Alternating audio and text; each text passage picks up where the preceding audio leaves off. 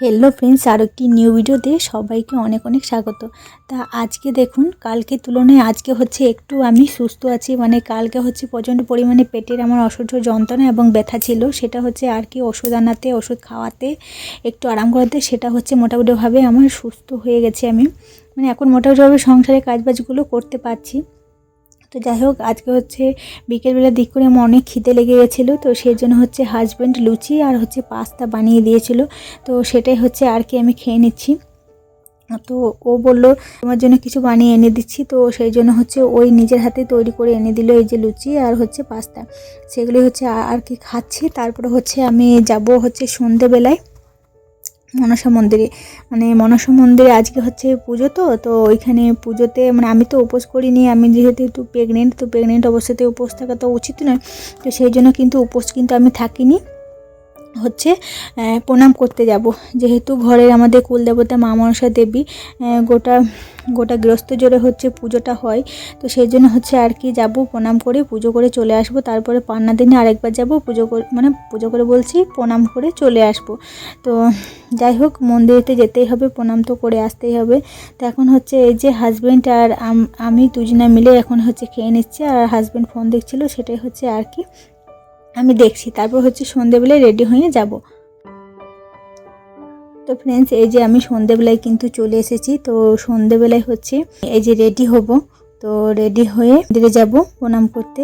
আরও একটা কথা আপনাদেরকে এই ভিডিওর মাধ্যমে বলবো যে আমার বেবি বাম কত মাসের মধ্যে বেশি বোঝা যাচ্ছে, তো হ্যাঁ এই ভিডিওর মাধ্যমে আমি কিন্তু আপনাদের সাথে সেটা কিন্তু বলবো।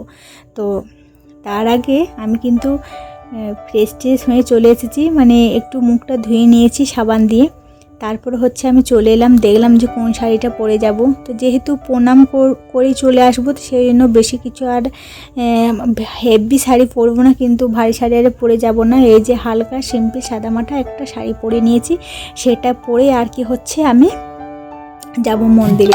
আর বেবি বাম কত মাস থেকে বোঝা যায় আমার ব্যক্তিগত যতটা মতে বলে 5 মাস থেকে 5 মাস শেষের দিক করে একটু একটু মোটামুটিভাবে কিন্তু প্রেগনেন্ট তুমি মা হাতে চলেছো, সেটা কিন্তু ভালোভাবে বোঝা যায়। তো আমার যেভাবে হয়েছে, মানে যেভাবে আমার বোঝা যাচ্ছে সেটাই হচ্ছে আর কি আপনাদের সাথে শেয়ার করলাম। আমার বেশি পরিমাণে হচ্ছে 5 মাসের শেষের দিকে এসে একটু একটু কিন্তু বোঝা যাচ্ছে।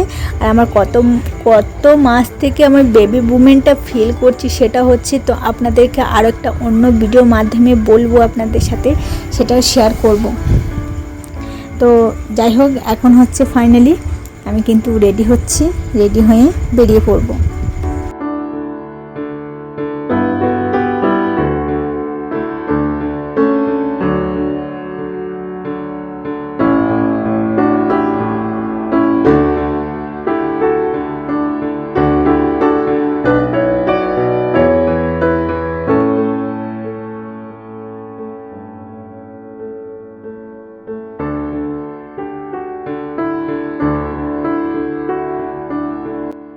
তো ফ্রেন্ডস ফাইনালি কিন্তু এই যে রেডি হয়ে নিলাম, আর যাবো হচ্ছে কাকি শাশুড়িদের সঙ্গে। তো কাকি শাশুড়ি আরে সবাই হচ্ছে কি উপোস করে আছে, আমি যেহেতু প্রেগনেন্ট উপোস করতে পাবো না, সেই জন্য হচ্ছে আমি উপোস করিনি।